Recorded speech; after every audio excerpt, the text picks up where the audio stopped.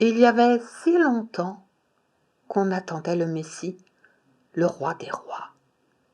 Depuis qu'Adam et Ève avaient désobéi à Dieu dans le beau jardin d'Éden, tous les hommes sont nés pécheurs, toi, moi, tous, et sont appelés à mourir. Pas seulement mourir de corps, mais à être séparés de Dieu pour toujours, même après la mort. Dieu est saint. L'homme, avec le mal dans son cœur, ne peut pas vivre en sa présence. Mais Dieu promit qu'un jour, il enverrait un sauveur pour rétablir le chemin entre les hommes et lui-même. C'est arrivé. Voici comment. Une nuit, dans la petite ville de Bethléem, sans que personne ne le sache, Marie mit au monde ce sauveur. C'était un petit bébé qui ressemblait à n'importe quel nourrisson, mais celui-ci était Jésus, Dieu fait homme. À l'âge de 30 ans, le Seigneur se fit connaître. Il impressionnait par sa sagesse, sa puissance et son amour. Il guérissait les malades, les aveugles, les paralysés et il pardonnait les péchés. Jésus peut tout. Il a même rendu la vie à une petite fille. Ce qu'il faisait ne plaisait pas aux sacrificateurs, les chefs du temple devenus très jaloux.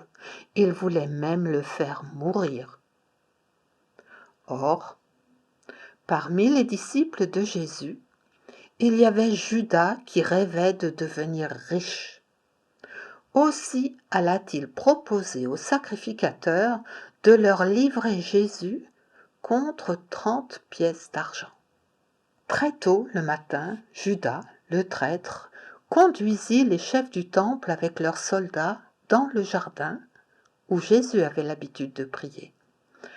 Ils vinrent avec des épées, des bâtons et arrêtèrent Jésus comme s'il était un dangereux criminel. Ils l'amenèrent devant le tribunal des sacrificateurs. On voulait le punir, mais on ne trouvait pas de faute en lui. Et quand Jésus affirma qu'il était le Fils de Dieu, ils l'accusèrent d'insulter Dieu. À ce titre, il méritait la mort.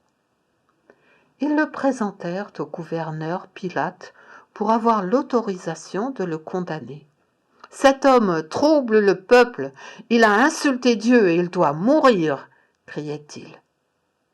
Pilate comprit que Jésus était innocent. Il voulait le libérer, mais en même temps, il avait peur des sacrificateurs et aussi de toute la foule venue avec eux. Alors, Pilate livra Jésus aux soldats. Ils le fouettèrent, lui crachèrent dessus, lui donnaient des coups de poing. Jésus ne disait rien. Il aurait pu se défendre et ordonner aux anges de le délivrer, mais non, c'est en souffrant ainsi qu'il donnait sa vie. La foule déchaînée criait « Crucifie-le! Crucifie-le! Crucifie-le » Alors, Pilate laissa Jésus aux mains des sacrificateurs. Ils le crucifièrent en haut d'une colline. Ils le clouèrent sur une croix en perçant ses mains et ses pieds avec des gros clous. C'était terrible. Jésus acceptait d'être puni. Mais pourquoi ? Eh bien, vois-tu, Jésus était parfait. Lui seul pouvait faire ce sacrifice.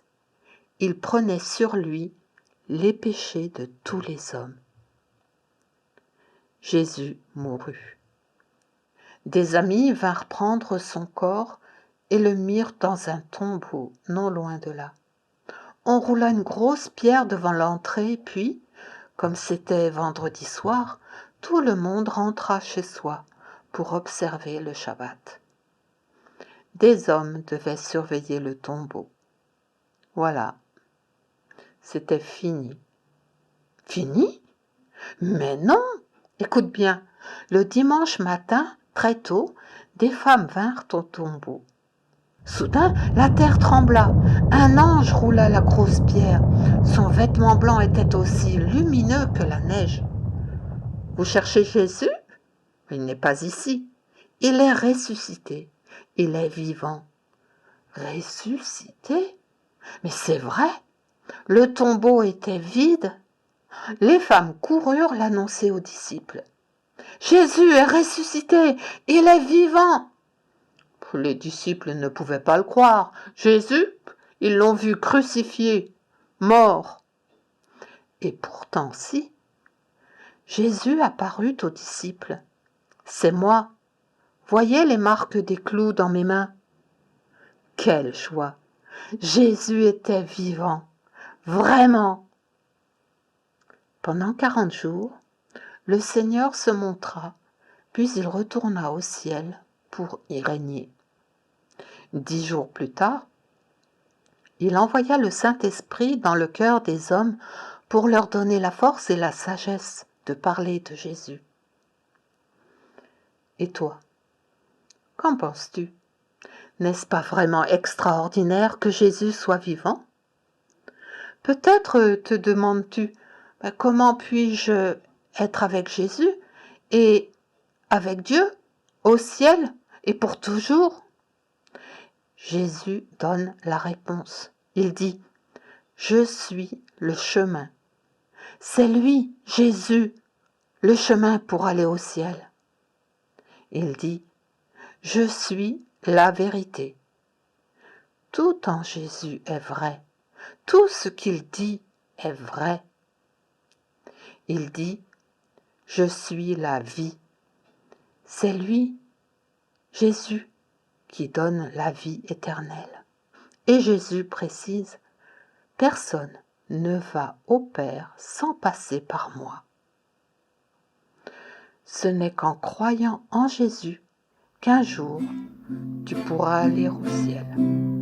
Jésus est le chemin.